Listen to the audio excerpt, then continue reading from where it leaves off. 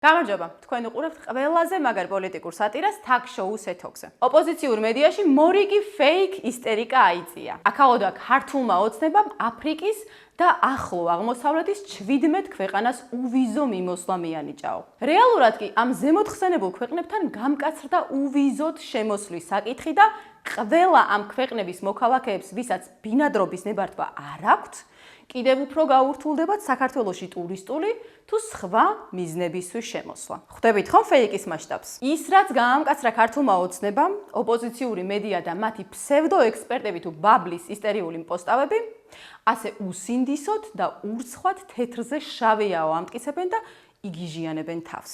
დღეს გავრცელდა ინფორმაცია, რომ საქართველოს ეგრეთ წოდებულმა პრემიერ-მინისტრმა ირაკლი კობახიძემ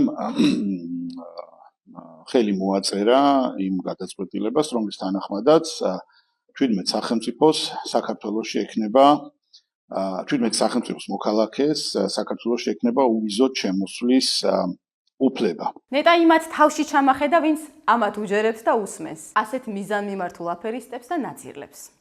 მოკლედ, რომ იცოდეთ, ქართული ოცნება საემიგრაციო პოლიტიკას ამკაცრებს, რათა ეროვნული ინტერესების კიდევ უფრო მეტად დაცვა მოახდინოს და ყველაფერი საპირისპირო, რაზეც ვაივიშს ატეხავს ოპოზიცია, მათი მედია თუ მათი ჯიბის Facebook-ზე პოსტავები, იცოდეთ, რომ ტყუილია და მარტივად გადაამოწმეთ ხოლმე პირველ წყარო. ბევრჯერ გვისაუბრია იმაზე, თუ როგორი ნომრიანი აგენტები და ქვეყნის გამყიდველები, ანტიქართველები და უსამშობლოები არიან NGO სექტორის უდიდესი ნაწილი და სრულიად ოპოზიცია. ამაში კიდევ ერთხელ ხაზგასმით დაგვარწმუნა ძალიან უცნაურმა წყარომ. არიან ასეთი ოკუპანტი ქვეყნის პრანკერები, ვოვანი და ლექსუსი, რომლებიც ურეკავენ სხვადასხვა ქვეყნის საჯარო ფიგურებს და ეკაიფებიან.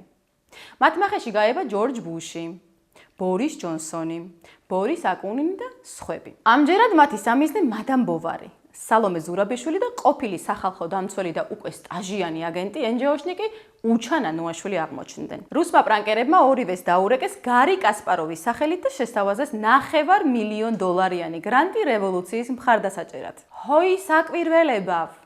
სალომემ უმალ ჩამოთვალა ყველა ის რევოლუციის მცდელობაში მყოფი მედია და NGO, რომელსაც დაფინანსება შეუწყდა და ითხოვა მათი მოძლიერება, რომ პროტესტის მხარდაჭერა გაეძლიერებინათ.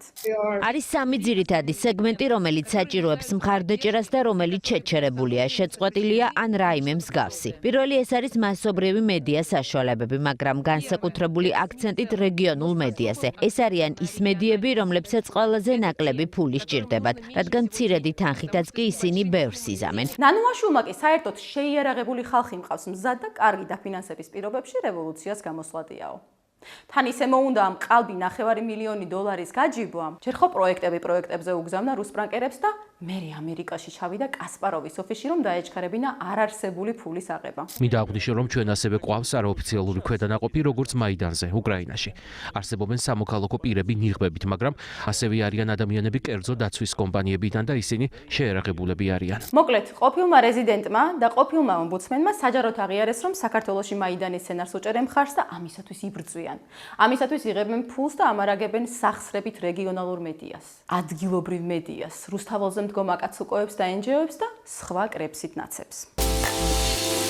ამერიკის პრეზიდენტმა დონალდ ტრამპმა ზელენსკის საჯაროდ მიმართა და მოუწოდა, რომ ბლატაობას შეეშვას და ომის დასრულების შესახებ მის გეგმას დაყაბულდეს. ეს ტრამპის სიტყვებია.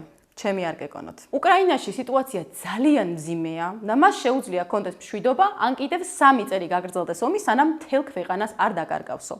დასინა ამერიკის პრეზიდენტმა ზელენსკიზე საუბრისას. მაგრამ ამის მიუხედავად, ქართველ ლიბერალებს და სხვა აგენტურულ წარმონაქმნებს ოპოზიციურ ფლანგზე კვლავ ჯერათ, ან დავალება აქვთ მიღებული, რომ სჯეროდეთ.